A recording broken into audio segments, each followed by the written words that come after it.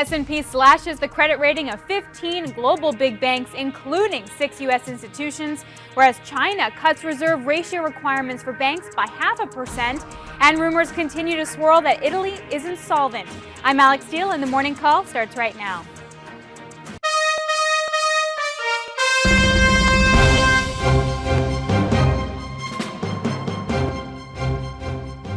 Good morning, I'm Scott Redler, Chief Strategic Officer at T3Live.com. And I'm Alix Steele with The Street, and together we bring you the Morning Call. So it's day 3 of a rally, Scott, if I could even call it day 3. I mean, Tuesday was a very confusing day. We ended mixed, the NASDAQ was down, the other indices kind of eked out a gain. Is this really a day 3 of a rally? Is this constructive? Traders are scratching their head because with all the divergences we've seen, it's almost like a bizarro world. Yeah. Yesterday the market tried to hold up, but then you saw high beta tech go red first. You saw the NASDAQ weak. So it was so hard to trust. And then we traded off our highs. And then you come in today with the banks being downgraded, and we're up about 8 to 12 handles. So everyone's kind of like just upset or worried or frustrated. Yeah. So in these type of times, you just have to do a little bit less. And in terms of the headlines, you know, moving the markets today, we had China cutting reserve requirement rates by 0.5%. We also now heard that Challenger layoffs said the planned layoffs were 13% less year over year. So these are all positive signs, but nothing fundamental has changed in Europe. So what's the resistance level we're going to watch and see what stocks are really button up against here? So when you have a day 3 of an oversold rally, the easy part of the bounce is like in the bag, where you had the oversold reading at minus 100. We're probably only minus about 30. So if you've been long and you positioned last week, which was hard to do, this is a spot to take some profits because this market still has a lot to prove. If you look here at the chart of the spiders, you will see it's been a very, very choppy rally. You had 2 up days, both gaps, and if you would have bought on either day, at the end of the day, you were down. So you almost had to like close your eyes and just hope, and traders hate to hope because that gets you in trouble. So today we're opening up near the highs of the spiders around 121. This is the high of yesterday, or actually I think that it was really 120.85. You do have a really big resistance if this market continues higher with new money coming in the first day of the month tomorrow, or they want to mark it up, so 122.50. But at this point, you know, you just really need to know your time frame as a trader. It's been very hard. As a macro investor, at least you're getting a little bit of relief, but don't add to your positions here. So possibly profit taking is a good way to go. Would you be shorting though, however? As a trader, I am. I went out a little bit short yesterday. Even last night, I had my partner meeting last night. I saw the futures down, and my little voice was telling me that it feels like the fix is in. They want to continue a little bit higher because we failed at the 50-day, so a lot of people were shorting in front of that. It almost felt too easy just to short at the 50-day, so sometimes they want to push the envelope, and that's what these high-frequency traders have been doing. So at this point, I'll short a little bit on the open and just see what type of action we see today. And as you said, it's the last day of November in trading, and Bespoke had a note out that said that December has been the best month for the Dow over the last 100 years, averaging a gain of over 1%. So we're going to have to see if we can actually, you know, deliver that today, this month. So you have a lot of forces at will. And last week you had the worst week, you know, since 1930s, and then these headlines are just getting more drastic, and that just becomes frustrating because you want to see status quo, you want to see high probability situations, and with these headlines, with what's going on in Europe, now the news out of China, there's so much to handle. So just make sure that you take a step back and you can handle what you're doing for yourself because you can't handle what the world's doing. So let's look at oil. Let's see if we can handle oil. You know, trading around $100 a barrel here. OIH's oil services sector was strong yesterday, but then couldn't hold on to those gains. What did that tell you? Well, this was very frisky yesterday. It was the first sector that went out. The S&Ps were up like 0.8%, and OIHs were up like 1.3%. And a lot of these stocks within the group are showing a little relative strength. So if you want to look at a macro level here, I'm trying to forecast it, and I'm definitely very early here. If you want to see here, and if you have a bullish case for next year, you see an inverted head and shoulders pattern. Here's the left shoulder, here's the head, and this could be the start of the right shoulder, very early on. So if you want it to be tier 1 long here, that's cool. If you wanted to play for momentum above yesterday's high, above 119.50, it can continue. So if we could continue to build this right shoulder here, and then at some point next year we get above this 130 area, this will be the group to watch, especially if oil remains strong. Right. And, you know, I was looking at Schlumberger also closed the day up 2%, so I wonder if that's sort of going to move the OIHs with it, or if it's going to have to sell off a little bit to get down to the OIH. What do you think is going to lead? Well, you want to find the relative strength in the high alpha or high beta situations within the OIHs.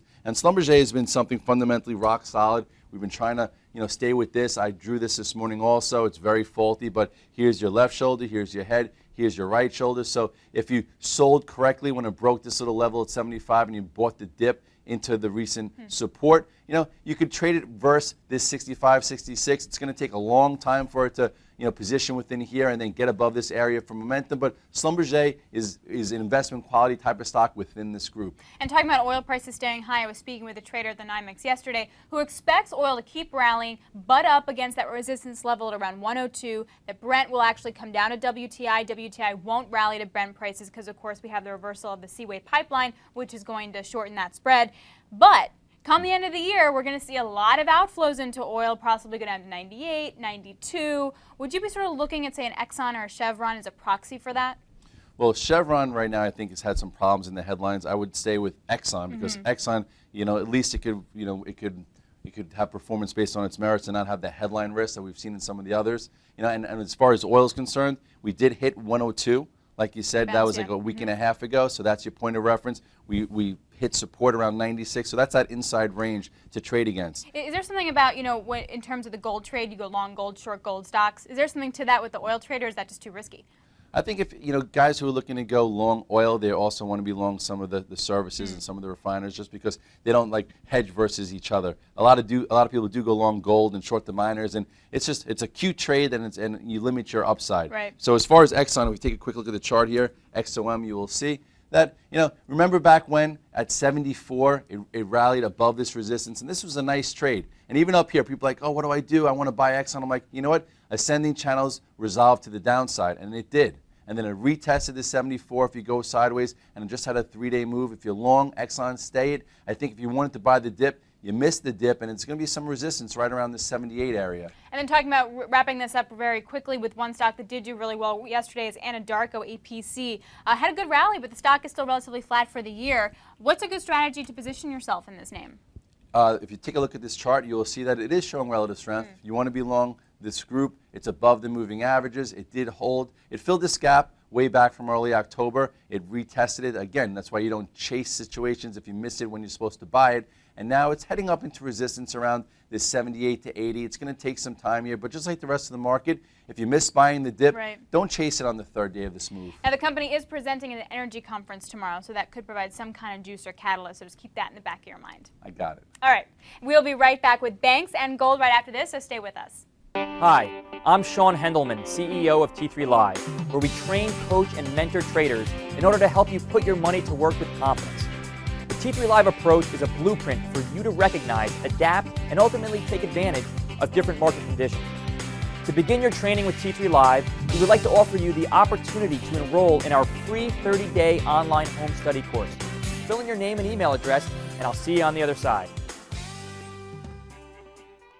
All right, let's break down the banks. So, Scott, we have this S&P downgrade yesterday after the market closed. We have JP Morgan, Morgan Stanley, Bank of America, Citigroup, Wells Fargo, Goldman Sachs. Overall, for the group, is this a good thing? I mean, we all knew it was coming. The S&P changed the criteria for how they're going to rate banks, and it really wasn't that terrible. I mean, one notch. How bad is it? You think it's a relief rally that we're seeing today? Well, at least it's out of the way. Right. And last night after hours, all the banks were trading a little lower. The S&P was trading a little lower. Then you come in today, and all the banks are up. So everyone's scratching their head like, why are the banks up? They were downgraded. You know what? Because S&P, their timing is horrendous. You know, downgrade the banks into strength, not at the lows. So right now, this could be construed as constructive, but you need to see if it holds higher because every time these banks open up, they try and sell them. So today, if they can't, it'll help the market. So if you look at the XLF, you'll see that at this lower level to downgrade it, maybe it's priced in. You know, if they would downgrade it up here, it would have a little bit more of effect, or downgrade it at support before it broke through. But to be down here and downgrade it, not too much of an influence. So at this point, let's see how it handles this small little inside range above 12 and a quarter. You could see a move to 12.50, and that would help the market. But if it opens up and trades lower and breaks below this 12.09, you know, you're going to have to contend with the low of last week. Now, two banks, though, that I want to highlight that might have more downside might be Bank of America and Morgan Stanley because their short-term credit rating was downgraded, which means they might have some difficulty actually borrowing money for the short term, having to pay up to do that. So is there more downside for these guys? In Bank of America, you wonder how low is this going to go here. Well, Bank of America made new lows of this entire move well before the S&P, well before the XLF, so it's showing you relative weakness. A lot of my traders tried to be shorted yesterday. Wasn't that easy, you know, but it's just good to look at for psychological purposes. So if you look here at Bank of America, you will see that it's right at the dead lows of October, almost pierced it or closed below it into this downgrade. So it's opening up a little bit. I think perhaps some people might want to be long versus 503, which is yesterday's low. But if it breaks below 503 today and starts breaking below that $5 level, you're going to see the market take notice. You're going to see TV start talking about it. And it could be something that puts pressure on the whole sector. And do you think we could actually see profit taking into this up move today as well? There's not many profits to be taken, like little profits, but more like Goldman Sachs. Let's take a quick look at that. You know, it is holding a little bit above the October low, so this is something I'm going to focus on. You know, you had a brief push above this recent range, then to come right back in it. It's opening up a little bit. Some will probably short this up open. You know, if it can get above 91.30 and hold it, I would deem it constructive. But if it opens up and fails and starts breaking below this 87.74 area, you better watch this October low, because this is going to be something that every trader is going to be watching. And let's talk about JP Morgan, because it's near 52-week lows but hasn't hit it yet, right? So what's a trade for that? Unfortunately, everyone loves to like JP Morgan. Even I've talked positively about it, but it's the best. That's what most people say. Jamie Dimon. It always is in a positive light, but meanwhile the stock never has any traction. So if you look here at JP Morgan, you will see that the stock still is just like the rest of them. It's not really showing any outer performance. You have this little mini pivot here. It's actually very close. It's even closer to these October lows than Goldman. It tried to break a little bit higher, but if this goes negative and starts breaking below the low here of about, what is this, 28.30, you're going to see some pressure on this as well, and then you better be watching that October low, which is 27.85. So this is an area that if the banks go negative today, you're going to see pressure, but if the banks continue to break higher on this downgrade, you will see people say that it's priced in, and it could be helpful for the market. All right, let's go to some other stocks and some possibly quick ways to make some cash. Want to hit on Apple. Closed near the low end of its range yesterday, but is it consolidating? Has this move been constructive the last few days for Apple? You're getting like small little bounces, and for Apple, usually you get big bounces, and that's not happening. So the composure of the stock has changed. If you look here at the chart, I've talked about it so many times. You know, this was that one level that we talked about shorting when it broke this box type pattern below 394. Now, if you look here, you know, it's really not getting any traction, and it's on key support. I would watch this level here, this 370 level. You know, that's level one. If it starts breaking below this, I think some traders will get short. And if it breaks below that Friday low of 363.32, you know, you're going to see a macro level get breached that's been holding for a long time. And if you see here, this is an uptrend, and this is a very, very important level for macro traders in Apple. So Apple really a key support. Let's go to Amazon, down 3% yesterday. Was this kind of profit taking off of Cyber Monday, or do you think the selling is going to keep ramping up here? It was definitely disappointing. I was long Amazon coming into yesterday. I tried to trade it through yesterday's high. It was more of a short than a long. If you look here, stock is still broken, not getting much traction. Actually, on a macro level, look where it is. It's hovering by prior support, and this is a key area. If you take a closer look, you'll see that the stock really isn't doing anything. It couldn't even get into this gap. It closed lower yesterday. You know, I probably should have shorted it versus trying to play it into the gap, and now it's in this area. If it starts breaking below this one, what is this, 180, 150, you're going to see a lot of pressure on tech. All right, a few more stocks I want to touch on. First is Intel. We talked about this stock on Monday as kind of the best in the chip sector. It was positive yesterday despite the NASDAQ going in the red, but cautiously mentioned a Canaccord today, seeing the risk of inventory correction for Intel in the first quarter. So I wonder if that's going to create some kind of haze with the stock. A haze? Haze. Well, yesterday they came out with some good news. Yesterday at their conference, they said everything I think the market wanted to hear, and it still sold off at the end of the day. So we need to watch it a little closely. If you look here at the chart, you'll see that it definitely reversed that resistance, so take a look. You know, this was the area, actually we outlined this yesterday. It's so important how you need to have your resistance in front of you. So it rallied up, failed a bit. I think you could trade it short almost versus 23.90 short term, but longer term, I think you stay long Intel. It's one of the names that you could count on a little bit longer term. What about Focus Media? Is this now like a favorite of traders? Muddy Waters says, do you have to sell it?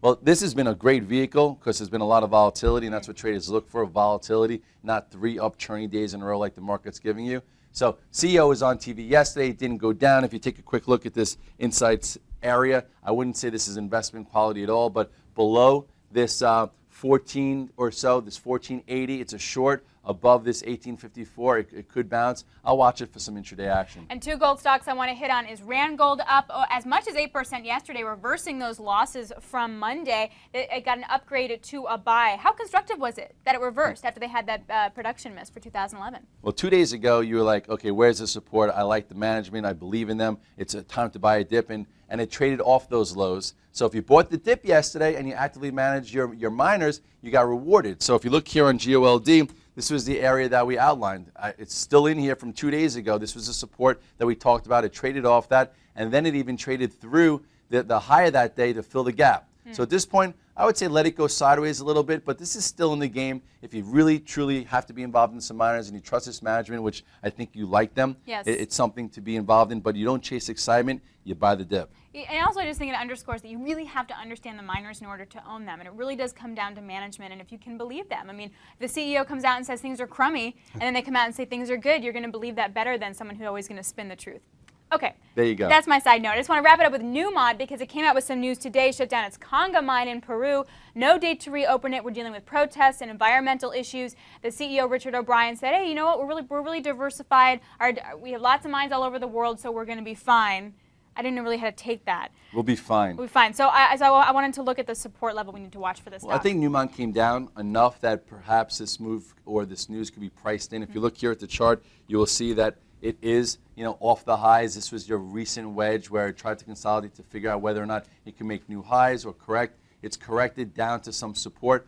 I think you could buy it in the 64 area if you have a long-term view on Newmont. They have a dividend. It's the mega cap of the whole sector. So I think you could buy it. But if it starts to break below the 62, then there's more trouble to come in all these miners. But at this point, I'd rather see you buy a dip than chase the strength. And wrapping it up, we have to go to gold here. So it sort of held that rally that we saw on Monday. Today it's a little dicey. It was down about $9–10, and it rallied up to flat. Now it's down about $2. You definitely want to look at China with the news that they cut reserve requirements. That's going to be a positive for gold, but it's still going to trade with Europe. It's still going to trade with the currencies. What do you do today? Today, around 1714, 1715. There's not much of a trade right now. As an investor, tier 1 at best. I don't think tier 2 at this particular point. I've been watching and trying to figure out patterns to create cash flow. So if you look here at GLD, it's had a few of them, but lately, not really.